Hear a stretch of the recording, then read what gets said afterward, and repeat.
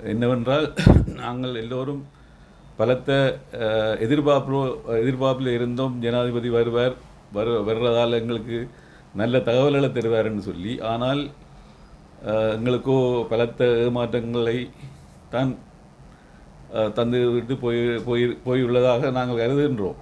ஆனால் சில நல்ல விடயங்களும் சொல்லியிருக்கிறார். அதாவது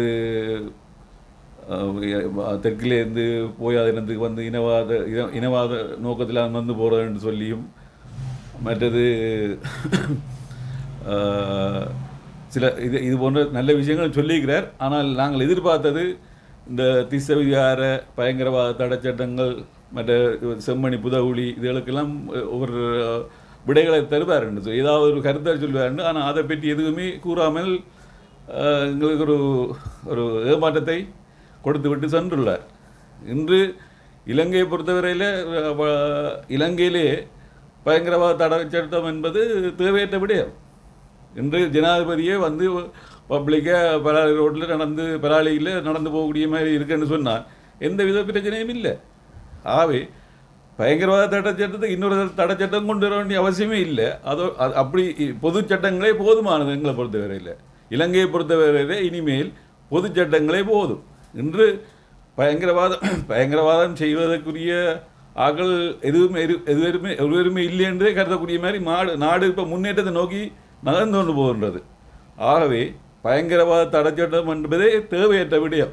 அதுக்கு மாற்றாக இன்னொரு பயங்கரவாத சட்டத்தை கொண்டு அதை விட மோசமானதாக கொண்டு வருவது போல எங்கள் ஊடகங்கள் மூலமாக கருத்துக்கள் அறியக்கூடியதாக இருக்குது. ஆகவே அதெல்லாம் உண்மையிலேயே நல்ல நோக்கில் இந்த அரசாங்கத்தை நல்ல முறையில் கொண்டு வரணும்னு சொன்னால் பயங்கரவாதத்தை இல்லாமல் பண்ணுவதுதான் சிறந்தது என்று நாங்கள் கூறுகிறோம். முதலாவதாக. அடுத்ததாக இந்த திஸ்ஸவிகார சம்பந்தமாக நயினாதி விகாராதிபதி, விகாராதிபதி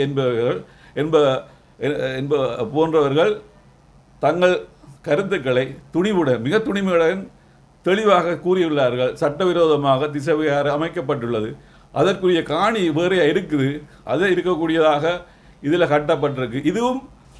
அதுவும் அது கட்டப்பட்ட டைம் வந்து மேலேயே நல்லாட்சியின் போது தான் கட்டப்பட்டதா. ஆகவே நல்லாட்சியில் எங்களோட கூட்டமைப்பிலும் ஒரு பங்காளிகளாக இருந்தவை அவையெல்லாம் எங்கே போனேன்னு தெரியல. உண்மையில் அது ஹை செக்யூரிட்டி ஜோனுக்கு இருந்தது. ஆனால் இப்படியோட கட்டப்படுதுன்னு சொல்லி நல்லாட்சியில் இருந்த கூட்டமைப்புக்காரருக்கு கூட தெரியாமல் போச்சு. அவையில் தடுத்து நிறுத்தியிருக்கலாம், இல்லாட்டிக்கு அதுக்குரிய இடத்துல கட்ட சொல்லியிருக்கலாம். அது கூட அவர்கள் செய்ய இல்லை. ஆக கையெழுத்தினதான் ரணில் சொன்னதுக்கெல்லாம் கையெழுத்தினா வேண்டவே இல்லை. அதால் தான் இன்றைக்கு கனவேர் வெளியில் நிற்கிறோம், முக்கியமான வெளியில் நிற்கிறோம்.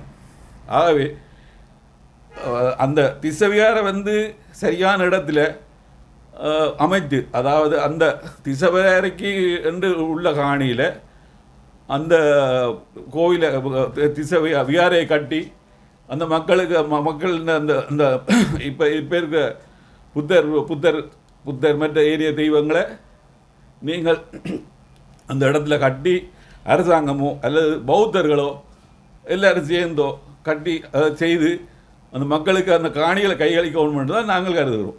அப்படி இல்லாவிட்டால் தமிழர்களாக நாங்கள் எல்லாருமே சேர்ந்து உங்களுக்கு பௌத்த கோயிலை அந்த உரிய இடத்துல கட்டி தந்து இந்த புத்த சிலைகளை அந்த இடத்துக்கு அதே இடத்துல கொண்டே வச்சுட்டு காணிக்காரருக்கு அந்த காணிகளை பெற்றுக் கொடுக்க வேண்டும் என்றுதான் எங்களோட நோக்கம். ஏனென்று சொன்னால் இது போன்று இனிமேல் தனியார் காணிலையோ அதாவது இனிமேல் எதிர்காலத்தில் பௌத்தம் சிங்களம் என்று சொல்லி எதேச்சையாக இப்படியான தனியார் காணிகளை இனிமேல் காலத்திலேயும் கட்டக்கூடாது.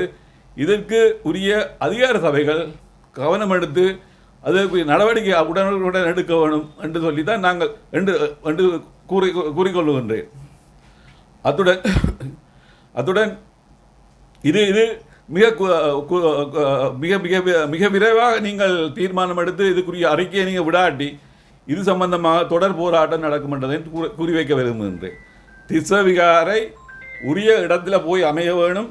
அது நீங்கள அமைக்குங்கோ அல்லது தமிழ் மக்களே நீங்கள் சொல்கிறபடி கட்டி தந்து இந்த புத்தரை கொண்டே அதே இடத்துல வச்சு அந்த அந்த புதுசாக கட்டுற இடத்துல வச்சு போட்டு இந்த புத்தவிகார இருக்கிற காணியை அப்படியே உரியவர்களிடம் கையளிக்க வேணும். அப்படி இல்லைன்னு சொன்னால் குறிப்பிட்ட காலம் ஒரு இந்த அதாவது எங்கட தமிழ் சிங்கள புத்தாண்டுக்கு இடையில் நல்ல ஒரு முடிவை செய்யாவிட்டால் தொடர் போராட்டம் நடக்கும் என்பதை உறுதியாக கூறி வைக்கின்றேன்.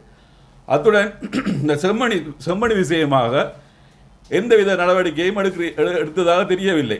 ஆக நேற்றே போய் செம்மணியில் போய் பார்த்து போட்டு வந்து தண்ணி போட்டு வந்துட்டோம், அது வேறு பிரச்சனை.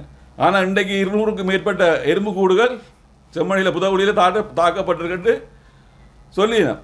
ஆகவே அந்த தாக்கப்பட்ட அந்த அந்த கிளறி எடுக்கப்பட்ட ஆக்கள் அவ்வளோ பேருக்கும் என்ன நடந்தது என்று சொல்லி அதுக்குரிய விடையை காணுறதுக்குரிய வழியை நீங்கள் தேடுவதாக தெரியவில்லை.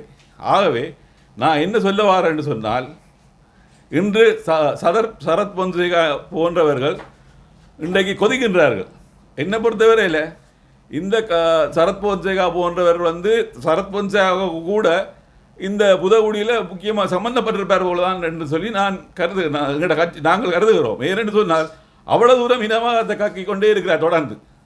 ஆகவே முதல் அவரிடையும் விசாரித்து ஏனைய இராணுவ அதிகாரியிடம் விசாரித்து ஏன் இந்த கிருஷ்ணகாந்தி வழக்கில் கைது செய்யப்பட்ட ராஜபக்ச என்பவர் சொல்லியிருக்கிறார், நான் சம்பந்தப்பட்ட இதெல்லாம் வெளிப்படுத்துவேன், எனக்கு அதுக்குரிய சந்தர்ப்பத்தை தாங்கோ, நான் யாருன்னு சொல்லி என்னென்னு சொல்லி நான் வெளிப்படுத்துவேன்னு சொல்லிக்கிறேன். அதுக்குரிய நடவடிக்கையும் எடுக்கிற மாதிரி இல்லை. இன்றைக்கு நல்லாட்சின்னு சொல்லி நீங்கள் இந்த அரசாங்கத்துக்கு ஒரு முடிஞ்சு விட்டது. ஆனால் நீங்கள் சொன்ன கன விஷயங்கள் செய்யப்படவில்லை. என்னென்னு சொன்னால் முதலாவது விஷயம் மாகாண சபை ஒரு வருஷத்துக்கு நான் மாகாண சபை வைப்போம்னு சொன்னீங்க.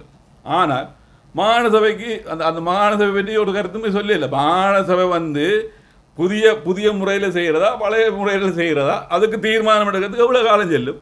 வருஷ கணக்காக போகுதா?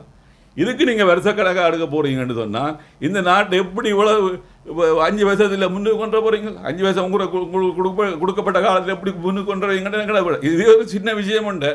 தேர்தலை கடத்துறது தான் உங்களை நோக்கமே தவிர காலத்தை கடத்தி இப்படியே எங்களை மாற்றி எங்களுக்கு கொடுக்கப்பட்ட அதாவது உலகாரம் போராட்டத்தால் எங்களுக்கு கிடைக்கப்பட்ட பிச்சை அதிகாரத்தை கூட விரும்ப முடியாமல் பிச்சை அதிகாரத்தை கூட கொடுக்க விரும்பவில்லை நீங்கள். அதான் நாங்கள் கருத வேண்டி கிடக்கு. அப்போ அதில் கூட கொடுக்கப்பட்ட போலீஸ் காணி அதிகாரங்கள் பறிச்சது கூட நீங்கள் தான். ஆகவே இது சம்பந்தமாக நீங்கள் கூடிய விரைவில் முடிவெடுத்து நல்ல விஷயத்தை செய்ய வேணும். அடுத்ததாக சரத் வீரசேகர பிலிமத்திர ஹெலமுறைய போன்ற ஆக்கள் இனவாதத்தை கக்கும் முறையில் தொடர்ந்து செயற்பட்டு வருகிறார். ஆகவே எங்களை பொறுத்தவரை நீங்கள் இனிமேல் காலத்தில் தொடர்ந்து இனவாதம் இல்லாமல் இந்த நாட்டை கொண்டு போகணும்னு நினைச்சா நீங்கள் ஒரு பாராளுமன்றத்தில் ஒரு சட்டத்தை உருவாக்கி அதாவது இனவாதம் மதவாதம் தேசவாதம் பேசுபவர்களை அது பார்லிமெண்ட்லேயும் சரி அல்லது வெளியில் இருந்தாலும் சரி கைது செய்து நடவடிக்கை எடுக்கலாம் என்று சொல்லி ஒரு சட்டத்தை உருவாக்குவது தான் சிறந்த வழியாக இருக்கும் என்று நாங்கள் கருதுகின்றோம். மேலதிக செய்திகளுக்காக எமது யூடியூப் தளத்தை சப்ஸ்கிரைப் செய்யுங்கள்.